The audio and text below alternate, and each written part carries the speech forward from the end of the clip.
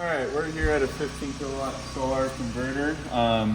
Wanted to show you the process to get a portable generator to start charging the system. One thing you'll notice on here is the grid is off. The generator and the grid cannot work together to charge batteries. It's either one or the other. So I did cut the main breaker so we can test out the charging. One thing you'll notice here is we do have solar coming in. 7.74 kilowatts. We do have a decently heavy load at 6.94, and then our batteries are charging 0.8 kilowatts from solar. After the load's met, the rest is going solar. But anyways, we are at 52%. If I hit my settings wheel and into our battery setup, this is where we can control our charging of the generator. Under our charge tab, this is where we're going to want to focus on. So to start from the beginning for programming, we're going to want to turn Gen Charge on.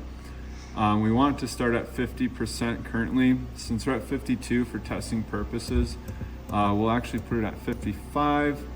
So that way, if it's below 55%, anytime you plug in the generator, it'll charge. Another way around it is just to hit Gen Force. If you hit Gen Force, no matter what the percentage is at, it's going to take that generator power and charge.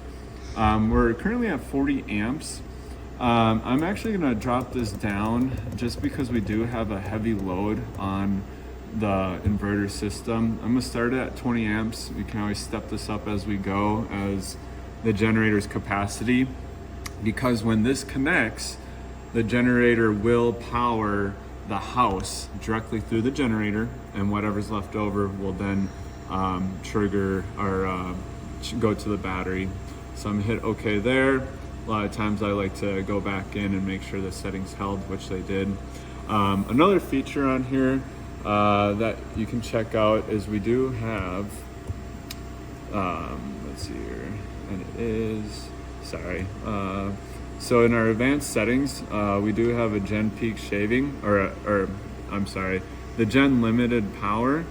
And our limiter will actually limit the charge to the battery so we don't overwhelm the generator. So this is something else we can adjust, and I'll put it at 3,000 watts just because we were pulling 6 kilowatts from the house prior. And you can actually hear the generator ramp up since I saved those settings.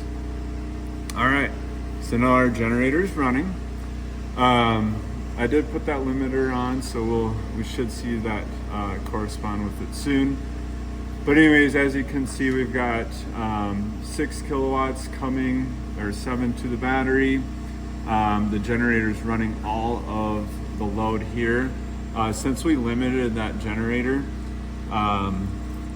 amperage, we're just running loads and basically conserving any other power, not to overload the generator to the batteries. It does get very complex when generating, so with a generator, so it is a big variable with every system on your home, depending on how much load you use and how it needs to be programmed. But yeah, as you can see, generator signal on is running this.